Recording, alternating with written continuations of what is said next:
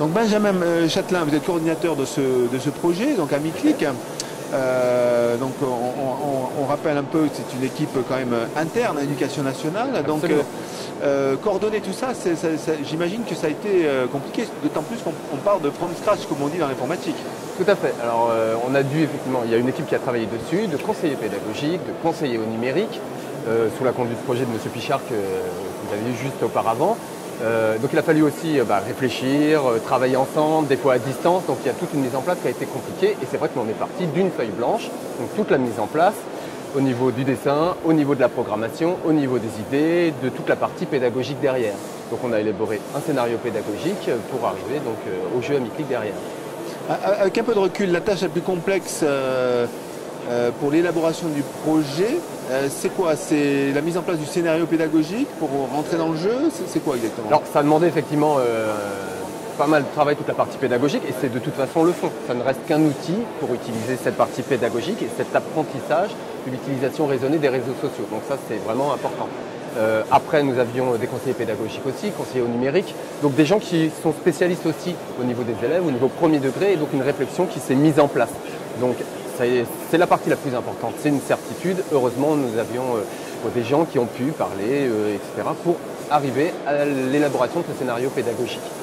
Ensuite, toute la partie conception, effectivement, qui est complexe, on va dire, pour nous, puisque ce n'est pas notre cœur de métier premier. Donc c'est peut-être là-dessus où ça a été compliqué, où il y a eu de nombreuses heures de travail, que ce soit au niveau programmation avec Stéphane Bois, ou que ce soit au niveau infographie pour ma part, où là, il y a eu effectivement des milliers d'heures qui ont été faites derrière, à la suite du projet ou en parallèle. On en est quand même dans une situation exceptionnelle, puisque l'Éducation nationale va avoir un graphiste de talent. Parce on a des niveaux de graphique qui sont quand même assez de bon niveau. J'imagine que sans ça, peut-être que le projet n'aurait pas pu aboutir, parce que les moyens dégagés pour faire des graphismes comme ça, c'est quand même autre chose que ce qui a été mis sur la table dans votre projet, non? Oui, c'est possible. La mise en place de toute façon, la synergie au niveau d'un projet tel que celui-là, c'est une part pédagogique qui est la base de toute façon. Et puis après, donc la partie technique. Donc c'est vrai qu'au niveau, on est tous au départ, nous sommes conseillers au numérique, mais au départ on est professeurs des écoles, nous étions également chargés de classe auparavant. Donc nous n'avons pas forcément les compétences requises dessus.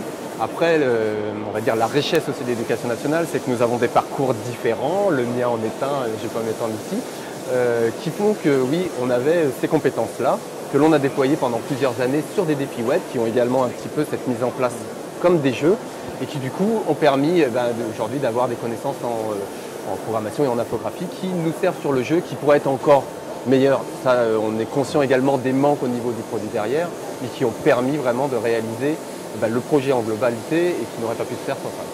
Alors, je ne sais pas si on en parle maintenant ou si j'en parlerai avec la personne après, mais donc la jouabilité, il n'y a pas de son, on peut jouer sur tablette. Exactement. Alors, au niveau du jeu, c'est un jeu qui est en deux dimensions. C'est un choix, aussi parce que le Serious Game va rentrer dans l'école. Donc, je vais pouvoir jouer en fond de classe ou en groupe avec les élèves. Le fait d'avoir un jeu en deux dimensions, un chargement rapide aussi, qui fait que même en milieu rural ou urbain, puisque des fois le milieu rural a une connexion beaucoup plus forte, il n'y a pas de souci pour jouer. Voilà, ça, c'était la première chose. Donc, on a choisi un support en deux dimensions. Donc l'élève va effectivement, à l'intérieur du jeu, il n'y a pas de son non plus, il va rentrer dans une école intergalactique. Dans cette école-là, l'élève va incarner un avatar et il va se retrouver esseulé. Et il va voir les groupes se former à l'intérieur de l'école et apprendre qu'il y a l'existence d'un réseau social qui s'appelle AmiClick justement.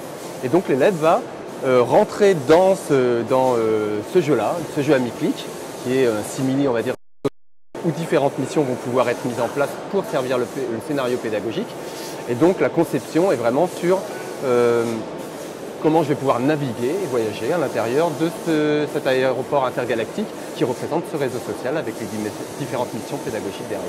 Donc l'élève ou l'enfant, puisque ça peut être joué aussi à la maison, est évalué tout au long de son parcours. Il y a un score qui est établi, on mesure plus ou moins son niveau de capacité à appréhender la problématique des réseaux sociaux. Tout à fait. Alors tout le Game Concept au départ du projet a permis de mettre en place donc, le scénario pédagogique. Et donc le scénario pédagogique est imbriqué en 6 différentes missions que l'on verra par la suite. À chacune des missions, effectivement, il va y avoir des points qui vont lui être attribués. Un étayage premier également qui va être fait par un petit robot, qui est le robot à l'intérieur de l'école intergalactique et qui va expliquer pourquoi tu as fait ça, donc les premiers rudiments, on va dire, par rapport aux réponses qu'il va apporter. Et à la fin, il a effectivement un score total, un grade qui va lui être donné pour atteindre ce grade ultime de Commodore, qui est effectivement le grade ultime de l'utilisateur raisonné des réseaux sociaux pour les élèves. Ok.